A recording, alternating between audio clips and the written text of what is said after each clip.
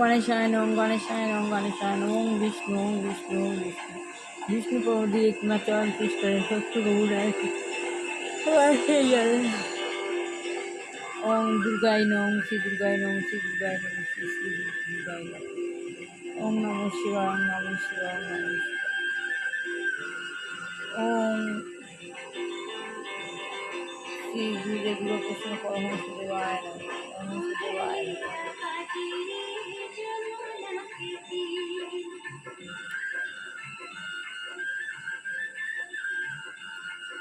ওম আবাহনং জানাবি ন জানাবি পূজা বিসর্জনং ন জানাবি ধমস্য পরমেশ্বরং অখণ্ড মণ্ডলাকারং ব্যাপ্তুং জানাচরং তৎপদবেশিত মহতস্য শ্রী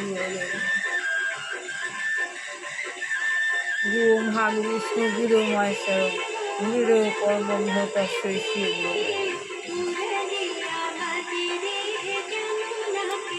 শ্রী গুরুদাস শ্রী গুরুদাস শ্রী গুরুদাস শিব গুরু গুরু শিব গুরু গুরু শিব গুরু। ওম শ্রী গুরুদেব দুর্গাকৃষ্ণ পরমহংস দেবায় নম। শ্রী গুরুদেব ওম শ্রী গুরুদেব দুর্গাকৃষ্ণ পরমহংস দেবায় নম। গীতা গীতা গুরু গীতা গীতা গুরু গুরু গীতা গীতা গুরু গুরু গীতা গীতা।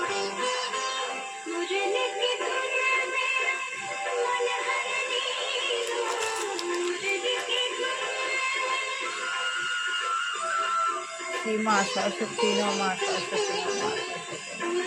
শ্বেত পদ্মস্না দেবী শ্বেত পুষ্প সবিতা শ্বেতম ধরা নিত্যা গন্ধর্ব লেপনা শ্বেতাক্ষিত হস্তা চর্চিতা শ্বেত বীণা ধরা অলঙ্কার অভিহিতা বন্দিতা যুদ্ধ বন্দিত পিতা মুনিবি সর্বে ঋষি স্তুতে সদাস্তুতে নারায়ণ তাং দেবী সরস্বতী সর্বাঙ্গীতা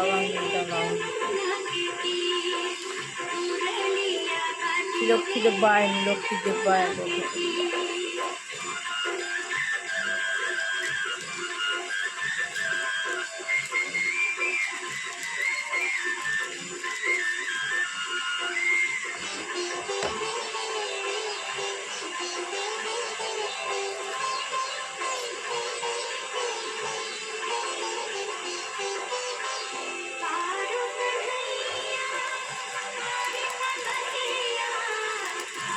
সাই বাবাই নম সাই বাবাই নম সাই বাবাই নম।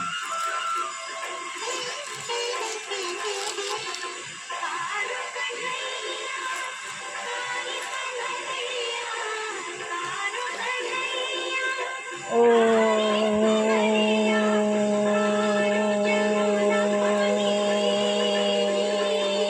শান্তি ও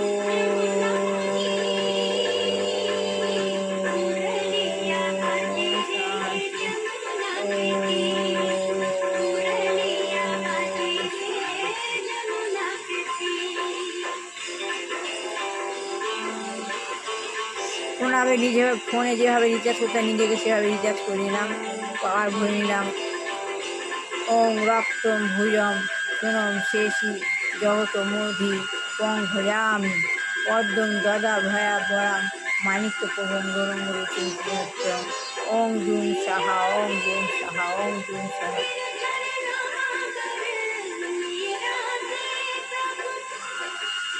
ওং বিষ্ণু ওং বিষ্ণু ওং বিষ্ণু। তার উচ্চ বিলাসী বড় জড়বাদীরা আত্মজ্ঞান লাভের পন্থা প্রত্যেক মানুষকে আত্মলাভের পন্থা বইটা পড়ে জ্ঞান উপলব্ধি করতে হবে। কৃষ্ণ ভাবানুবাদের সঙ্গে নিজেকে যুক্ত করতে হবে। সনাতন ধর্ম চালিয়ে নিয়ে যেতে হবে। এটা ফুল স্টপ করবে না। আমি তাই জন্য আত্মজ্ঞান লাভের পন্থা বইটা পড়ছি। যতদিন না শেষ হচ্ছে আপনাদের শোনাবার উদ্দেশ্যে পড়ছি। এই সুযোগে আমার বইটা পড়া হয়ে যাচ্ছে। আমি তারপর গীতা পড়বো আবার।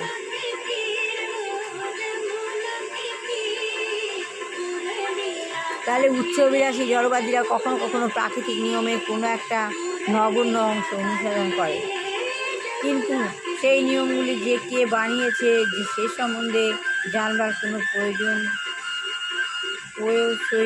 প্রয়াসই তারা করে না। তাহলে উচ্চ বয়সে জড়বাদীরা কখনো কখনো প্রকৃতির নিয়মে কোনো না কোনো একটা অংশে অনুসন্ধান করে চলেছে, কিন্তু এই নিয়মগুলি কে বানিয়েছে সে সময় তার জানার প্রয়োজন হয় না, প্রয়াসও করে না জানবার। তাদের মধ্যে প্রায় সকলেই বিশ্বাস করে না যে ভগবান আছেন। তাদের মধ্যে অনেকে বিশ্বাসই করেন না যে ভগবান আছেন। তাহলে ভগবান তিনি প্রকৃতি সমস্ত নিয়মগুলি নিয়ন্ত্রণ করছেন। ভগবান আছে, ভগবান যে প্রকৃতির নিয়মগুলো নিয়ন্ত্রণ করছে এটা উচ্চবিলাসী লোকেরা মানতেই চায় না। পক্ষান্তরে প্রাকৃতিক নিয়ম বিভিন্ন উপাদানগুলি কীভাবে একে অপরের সঙ্গে ক্রিয়া করে সেটা পরিচালনায় যে এই প্রতিক্রিয়াগুলি সাধিত হচ্ছে, কীভাবে প্রাকৃতিক নিয়মে যে প্রতিক্রিয়াগুলি সাধিত হচ্ছে সে সময় তাদের কোনো যথার্থ প্রশ্ন বা উত্তর নেই। বেদান্ত সূত্রের দ্বিতীয় সূত্রটি কিন্তু ভগবত তত্ত্ব সম্বন্ধে অপরিহার্য প্রশ্নটি উত্তর দিয়ে প্রতিপন্ন করছে। যে পরম সত্তা হচ্ছেন তিনি, যার থেকে সব কিছু প্রকাশিত হচ্ছে।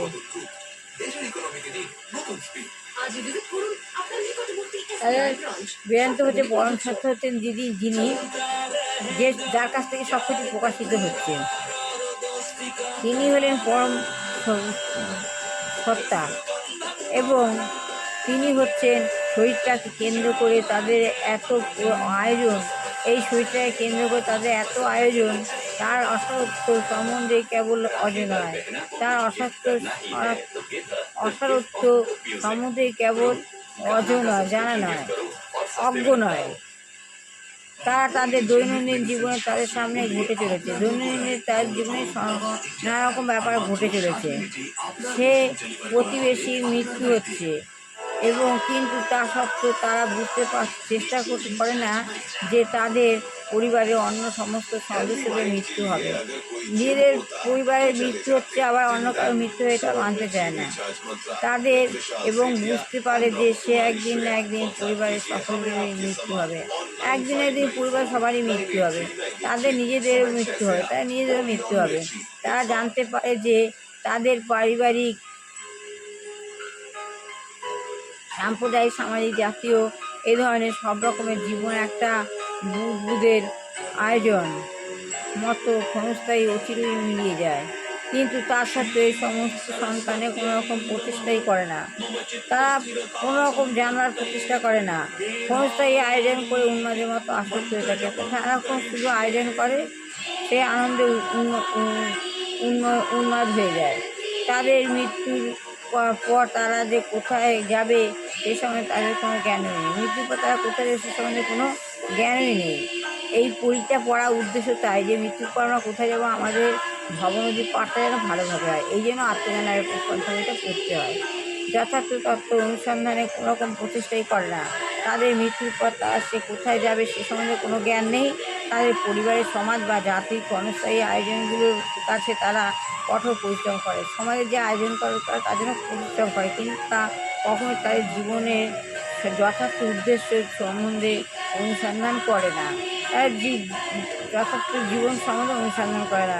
রেলগাড়ি যাওয়ার সময় আমরা ক্ষণকালের জন্য সেই গাড়িটির যাত্রী হই, আবার অন্যান্য সহযাত্রীদের সঙ্গে আমাদের বন্ধুত্ব হয়, কিন্তু তারপর এক সময় আমাদের ছাড়াছাড়ি হয়ে যায়, তাদের সঙ্গে আমাদের কোনো দিনও দেখা হয়ই না।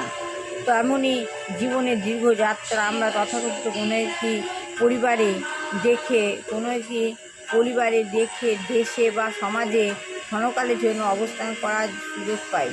তাই আমরা কোনো পরিবারের দেশে থাকবার সুযোগ পাই, কিন্তু তারপর সময় যখন শেষ হয়ে যায় তখন আমাদের অনিচ্ছা সত্ত্বেও আমরা একে অপরের থেকে বিচ্ছিন্ন হয়ে পড়ি। যখন ইচ্ছা থাকে না তো অনিচ্ছা সত্ত্বেও একে অপরের সঙ্গে জড়িয়ে পড়া হচ্ছে, তখন তাদের অনিচ্ছা সত্ত্বেও আমরা একে অপরের সঙ্গে বিচ্ছিন্ন হয়ে পড়ি, আর কখনো আমাদের দেখা হয়ই না। আমরা এখন যেমন যদি গুরু সঙ্গ করতে চাই, সবার সঙ্গে দেখা হবে, আমরা যদি মাঝে মাঝে সঙ্গ করি দেখা হবে, তা না হলে দেখা হবেই না। জীবনের অনিত্যতা সম্বন্ধে এবং অনিত্য জীবনে আমাদের আত্মীয় স্বজন, বন্ধু বান্ধবদের সঙ্গে আমাদের সম্পর্কে অনিত্যতা আমরা অতি সহজে উপলব্ধি করতে পারি, আমরা অনুভূতি করতে পারি, কিন্তু গৃহমেধীরা সে সম্বন্ধে কোনো রকম অনুসন্ধান করে না।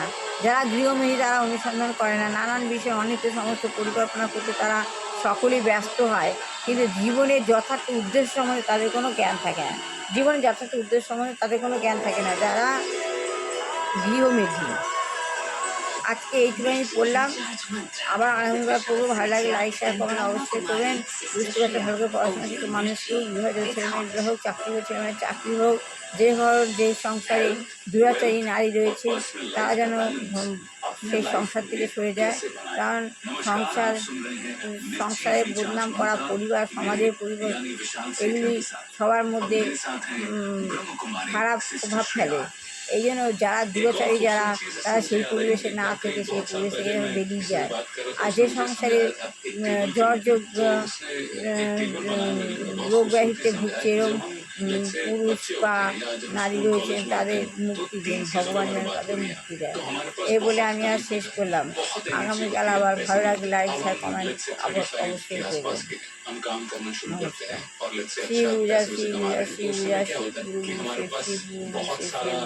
হরে কৃষ্ণ হরে রাম রাম রাম হরে হরে। গীতা গীতা গীতা।